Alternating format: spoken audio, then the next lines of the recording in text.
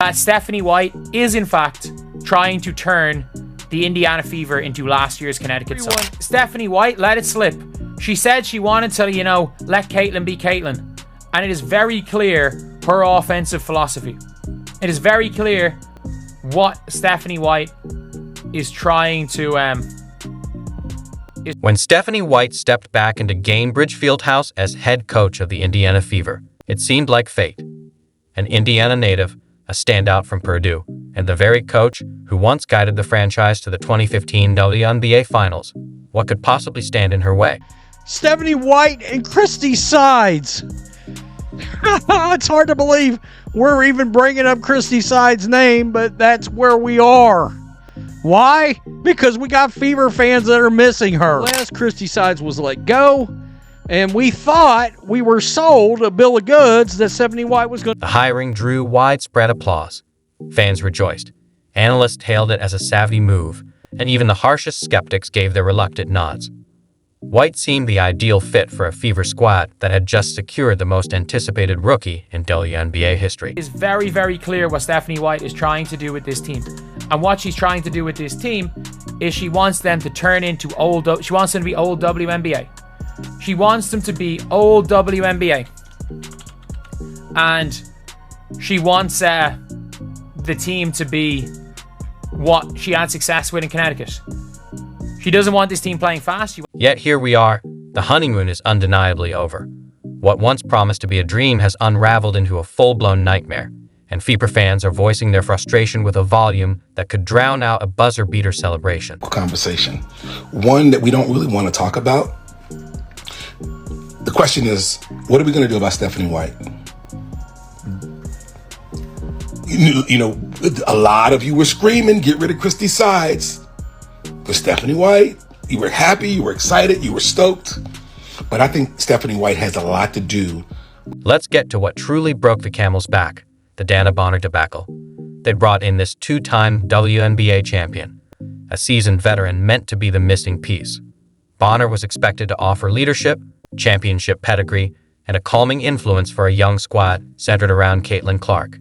Instead, what unfolded was a coaching staff twisting itself in knots to appease a player who, in the end, seemed to have no real desire to be there. And I'm talking about being happy personally. Like, I want her to be happy personally. I mean, there's so many things that go into it. It's a different group. While system might still be very similar, it's a different group, and things are happening quickly. And I cannot believe, I mean this when I say this, I cannot believe the Indiana Fever had what was the best offense in the WNBA post-Olympic break and hired the coach with the worst offense in the WNBA to bring the worst offensive system to the best offensive team. What are we doing? Again, you can't teach an old dog new tricks. White overhauled her entire offensive scheme to accommodate Bonner, abandoning the fast-paced, Clark-driven attack that had made the Fever must-watch basketball. In its place, she implemented a more conventional system tailored to Bonner's veteran style.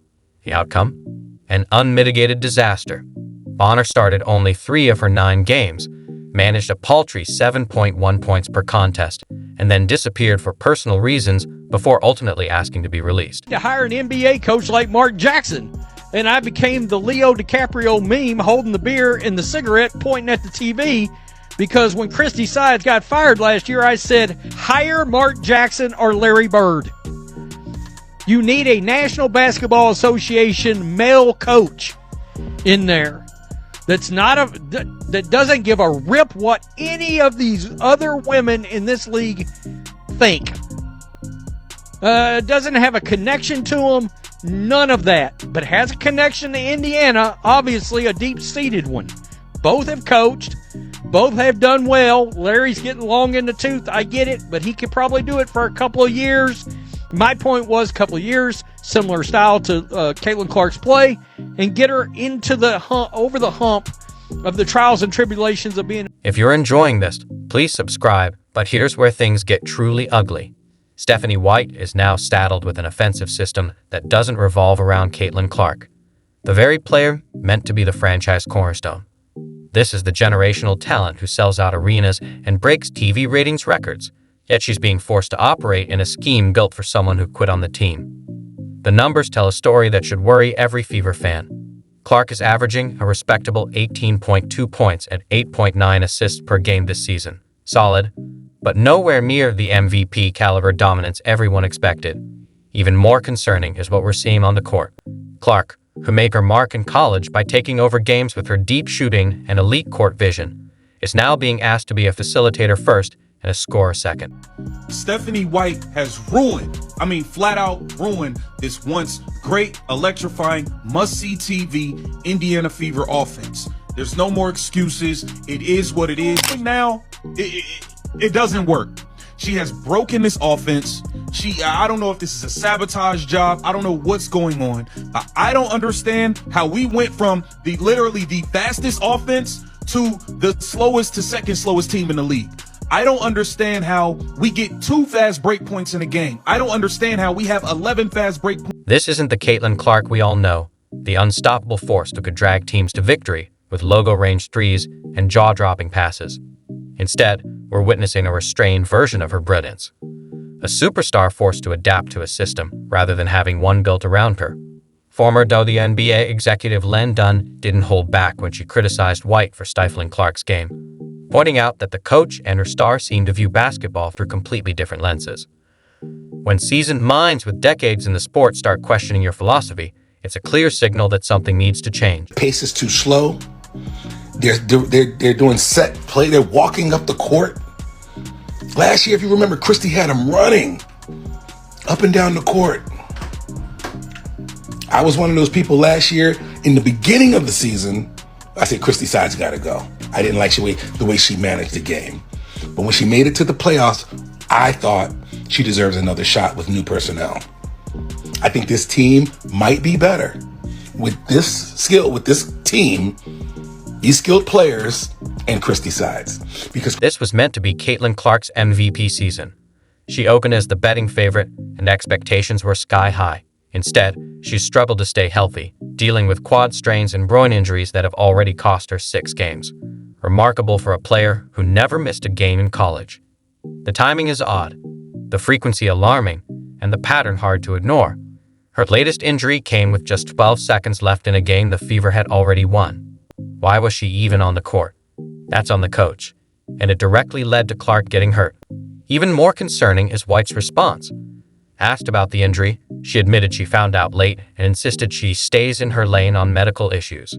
It all points to a coach who seems out of touch and not fully in command of her team.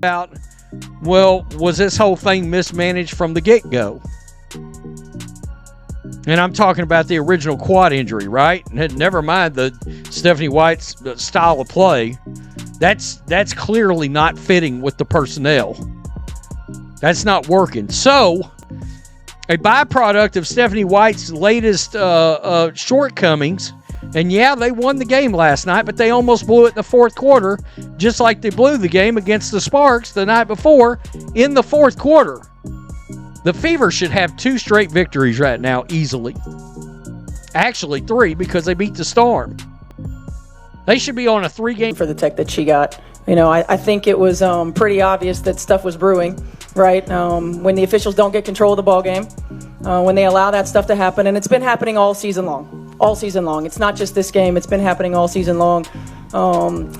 This is what happens, right? This is what happens. You've got competitive women who are the best in the world at what they do, right? And when you allow them to play physical and you allow these things to happen, they're going to compete.